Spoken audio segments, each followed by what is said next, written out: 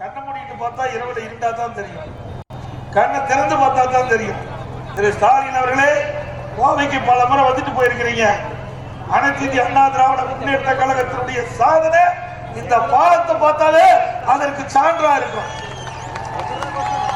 அவ்வளவு பாலங்கள் கோவை மாநகராட்சின்னு சொல்லிக்கிற பொழுது பல சட்டமன்ற தொகுதியை உட்பட்ட பகுதி, ஒரு இடத்துல இருந்து மற்றொரு பகுதிக்கு போகணும்னு சொன்னா இன்னைக்கு சாலை சந்திப்புகளை போக்குவரத்து நெரிசல் குறிப்பிட்ட நேரத்தில் போக முடியாது.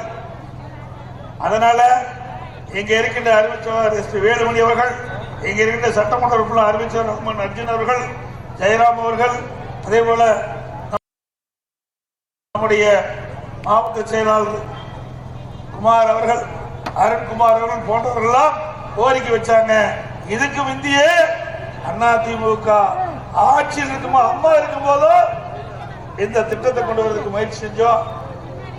அம்மா மறைவுக்கு பிறகு அம்மா நினைத்த மாதிரி இந்த கோவை மாநகர மக்கள் என்னென்ன கோரிக்கை வச்சாங்களோ, எங்கெங்கெல்லாம் பாலம் கட்ட வேண்டும் என்று நீங்கள் விரும்பினீர்களோ அத்தனை இடத்திலே பாலத்தை கட்டி கொடுத்த அரசாங்கம் அதிமுக அரசாங்கம்.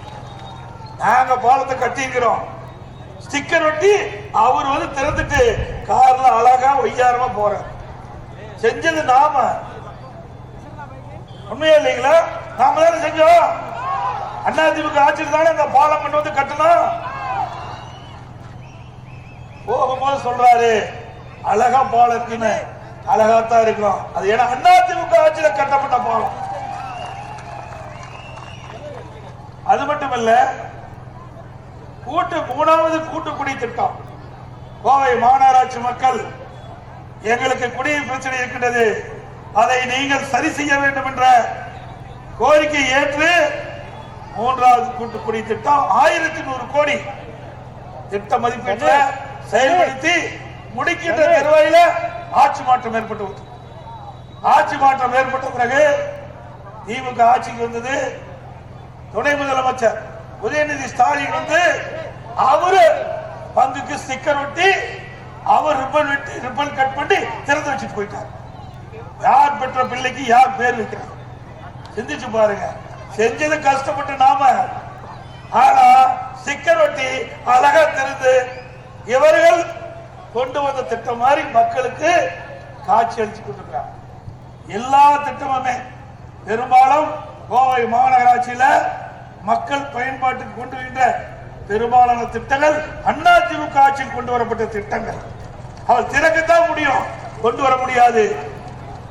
ஆக அதிமுக கோவை மாநகராட்சியில பல திட்டப்பணிகளை செயல்படுத்தி மக்களுடைய நன்மதிப்பை பெற்ற இயக்கம் அதிமுக. இன்னொன்னு அடிக்கடி சொல்லிட்டே இருக்கார், எப்பொழுது பார்த்தாலும் ஸ்டாலின் நாங்க கூட்டணி பலமா இருக்குது, கூட்டணி பலமா இருக்குன்னு. நீ கூட்டணியை நம்பிக்கிட்டு இருக்கிற, நாங்க மக்களை நம்பிக்கிட்டு இருக்கிற. ஸ்டாலின் மக்கள் தான் ஓட்டு போட்டு தேர்ந்தெடுத்து ஆட்சி அமைக்க முடியும், கூட்டணி அல்ல. நல்லது செஞ்சிருக்கிறோம், நெஞ்ச நிமித்தி நான் பேசுறேன். மக்கள் எண்ணுகிறார்கள் கடந்த ஆட்சி எப்படி இருந்தது, இப்ப இருக்கின்ற விடியா திமுக ஆட்சி எப்படி ஒப்பிட்டு பார்த்து சிறந்த ஆட்சி எது அப்படின்னு தேர்ந்தெடுத்து 2026 சட்டமன்ற தேர்தலில் சிறப்பா ஆட்சி செய்த அதிமுக ஆட்சி தான் சிறந்த ஆட்சி என்று தேர்ந்தெடுத்து சட்டமன்ற தேர்தலிலே எங்களுக்கு வாக்களிக்க இருக்கிறாங்க. அடுத்தது அந்த கூட்டணி கட்சியில் இருக்கிற அங்கங்க குட்டி கட்சிங்க, அதுல எந்தெந்த கட்சின்னு உங்களுக்கு தெரியும். கம்யூனிஸ்ட் கட்சி அது கொஞ்சம் கொஞ்சமா தேஞ்சுக்கிட்டே போயிட்டு. கம்யூனிஸ்ட் கட்சி தமிழ்நாட்டில் இருக்குதா இல்லையா என்று முகவரி இல்லாம இருக்குது. திரு முத்தரசன் அவர்கள், நான் இதுவரைக்கும் யாரையும் குறை சொல்லி பேசுறதே கிடையாது, ஆனா அடிக்கடி திரு ஸ்டாலினுக்கு அடிமையா இருந்து குரல் கொடுத்துட்டு இருக்கார்.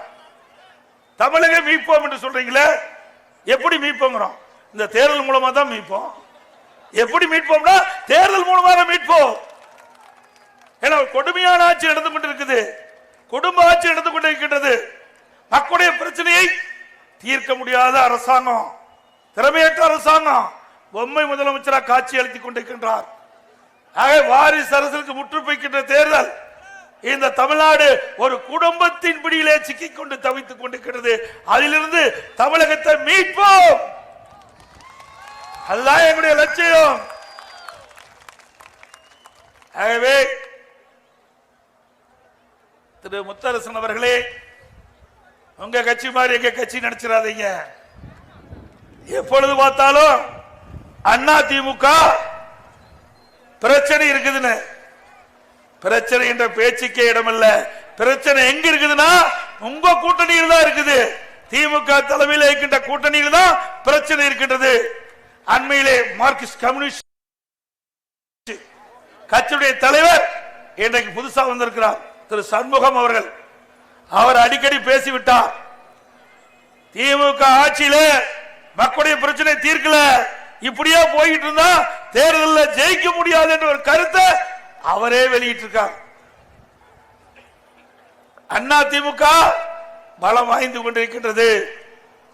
திமுக நாட்டு மக்களுடைய பிரச்சனையை அணுகல, தீர்க்கல அப்படின்னு குரல் கொடுத்திருக்கார். பரவாயில்ல, ஏதோ ஒரு 4 ஆண்டுக்கு பிறகு மார்க்சிஸ்ட் கம்யூனிஸ்ட் கட்சியிலிருந்து புதிதாக வந்த தலைவர் திரு சண்முகம் அவர்கள் நாட்டு மக்களை பற்றி சிந்திப்பது வரவேற்கத்தக்கது. ஏன்னா அந்த கட்சியில யாருமே திமுகவை ஏத்து பேசுறதே கிடையாது. எல்லாம் அடிமை சாஸ்திரம் எழுதி கொடுத்துட்டாங்க. இன்னொருவர் தொல் திருமாவளவன் அவர்கள் விடுதலை சிறுத்தை கட்சியை சேர்ந்தவர்.